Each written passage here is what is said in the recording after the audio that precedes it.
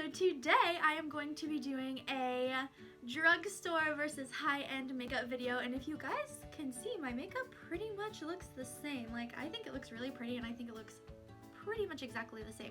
However, there were some things that I put on my face that I noticed one side did a little bit better than the other side, and to be quite honest, I liked the drugstore side more. For primer, on this side of my face, which is the drugstore side, this side is the high-end side, I used my Smashbox Photo Finish and my Maybelline Mascara Prime Blur and Smooth. You guys, I even looked up like really close to my skin after I applied these. It looked exactly the same, and I knew that that was gonna happen because I love this primer. It is so good. This is $6. This is a little travel size that Tori got me for Christmas like 2 years ago, but save your money and buy this one because this one is really awesome. Also, if blurring and smoothing isn't what you are looking for, if you're looking for a more illumination or redness control primer, the Maybelline Master Prime has versions of those as well. I use my Makeup Forever Ultra HD foundation, and I'm in the shade 140 Y305, and then my Maybelline Matte and Poreless. Okay, this is literally disgusting, like please just excuse me, but I'm in the shade 125. I don't really reach for my Makeup Forever Ultra HD foundation too much, and I think the reason is it is a little bit dark for my skin. I know you guys can't tell because once I put powder and stuff, it lightened up a little bit, and with my concealer, but it just doesn't really match my skin well. Also, I felt like I was using way more of this than I did of this. This is a lot more liquidy, and I feel like it gives you more coverage, and it just makes your skin look better than this one does. But I'm a firm believer that you can find really good cheap foundations at the drugstore, and this is definitely one of them. The drugstore side, I used my NYX Dark Circle Concealer, and this is in the shade Light Pale. And then on the high-end side, I used my Benefit Erase Paste in number 1 Fair.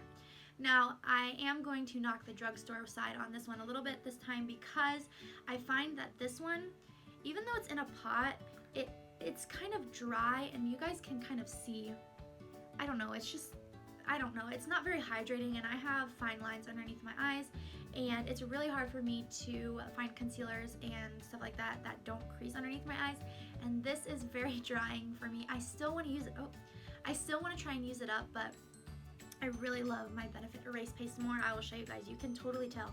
It's like spongy looking, emollient, and it is really hydrating in front of the eyes. I really highly recommend this one. I think that this is worth the splurge. I went out and bought this e.l.f. contour palette, and then I used my Kat Von D Shade and Light palette. I guess I'll just do like a 3-in-1 because I use these to set my under eyes, to bronze, and to contour.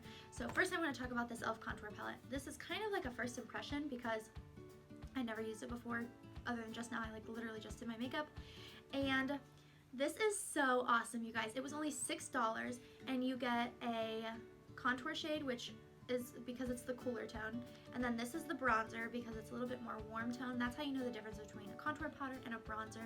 A lot of people make that mistake because they think they can like contour with a bronzer, and then it ends up looking really muddy. So I first put on the bronzer to just bronze up my face, and then I put on the contour shade, and I really liked this. I used this shade right here, which is like a yellow shade, and I really actually like it. I know you guys can see I do have some fine lines underneath my eyes, but I really like the way it looked. I thought it looked really pretty. And then the miss for me in this palette was this highlight shade. It doesn't really come off as anything. It almost reminds me of the Hourglass Ambient Lighting Powders.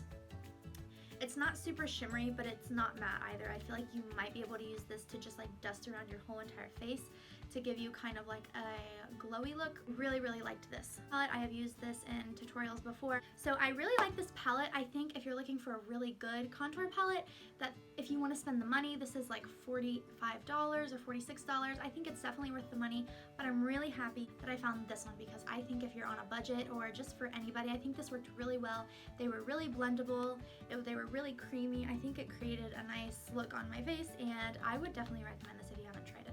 This next part is blush, and I used my Milani Romantic Rose Powder Blush, and this is so pretty. This is my favorite drugstore blush of like all time. I really highly recommend that, and I think it worked just as well as my Tarte blushes that I used. I used a little bit of Prim and a little bit of Smashing, which you can see. This is the Tarte Holidaze blush set from their holiday collection, and so you can't get it anymore, and I'm really sorry, but all it is just a really pretty pink blush. There are so many high-end pink blushes that you can find, but I really think that both of them were just as good.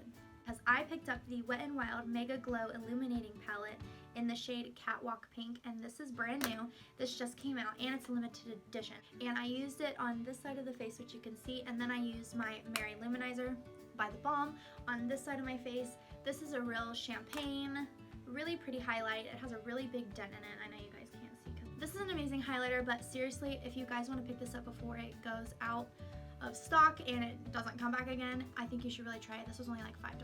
I want to talk about the eyes, and this is what I'm super excited about because I know that a lot of people think that it's too hard to find a really good drugstore eyeshadow and that you have to spend a lot of money on high-end eyeshadows. I like always have thought how similar some of the shades in the Wet n Wild Comfort Zone palette and the Lorac Pro 2 palette. Now this is the second version of the Pro palettes. There is a number 1 and this is the number 2. This is the more cool tone one. The first one is a lot more warm. Rosé is like my favorite shade, as you can tell. It has a big dent in it, but the Wet n Wild Comfort Zone palette has a shade, and it is just this rose shade right here. And you guys, these are literally so similar. That is what I used on my eyelids. I will zoom in a second, but that's what I use in the eyelids. And then for my crease on the drugstore side, all I did was put the bronzer from my e.l.f. contour palette. And then for this one, I just used the shade light brown to put in my crease. And then I used the shade buff as my highlight, and I used the banana shade in the e.l.f. contour palette as my highlight. So I will come in and get you real close to my face for a second. Really similar. Yeah, I think they're really, really pretty. So I only have 2 mascaras that I'm using at the moment, and conveniently they were high-end in drugstore. Used my Covergirl Supersizer mascara on this side and my Smashbox Full Exposure, this is a mini one, on this side. And you guys, I was really surprised because I thought for sure that I would like the Supersizer side better, but I actually think that the Smashbox side looked a little bit better. However, I don't think that you have to go out and buy a high-end mascara. I think that drugstore mascaras are amazing. I usually use these together and they look really good, but I know that if I used a different mascara in conjunction with this one, it would have looked just as good. But for this one, I have to say that this one did look a little bit better. For setting sprays, I was really excited to see that this new Wet n Wild Photo Focus setting spray came out. But this one I really liked. I used it on this half of my face. I don't really use it to set my face. I use it to kind of like take away the powdery look, like I use my MAC Fix Plus. And of course I love my MAC Fix Plus. It's amazing. But I think this one was just as good. The only complaint that I have is the spray. Like, it comes out really, like a lot comes out. It's not as much of a fine mist as the MAC Fix Plus is. Like, this comes out and it's like I don't really like the smell of this either, but it's a really cheap alternative to the MAC Fix Plus. The MAC Fix Plus was only less than $5, so I think that if you're sacrificing the smell and just holding it a little bit further from your face, I think it's worth it. If I get really close, you can tell that this side is like darker than this side a little bit, but I don't know. I don't wear lip products a whole lot, so I chose this Wet n Wild lipstick, and it is in the shade Bare It All. This lipstick is literally the perfect nude lipstick, and it's only like less than $2. It's amazing. And then I have my MAC Velvet Teddy lipstick.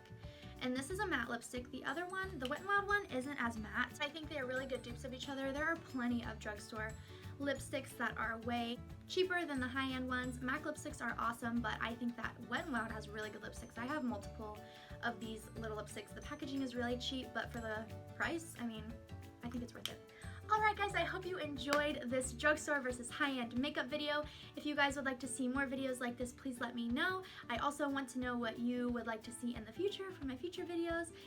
You can leave them down in the comment section or tweet at me. My @ name is @StoneVBaby for all of my social media. I love you guys so much, and I will see you next week.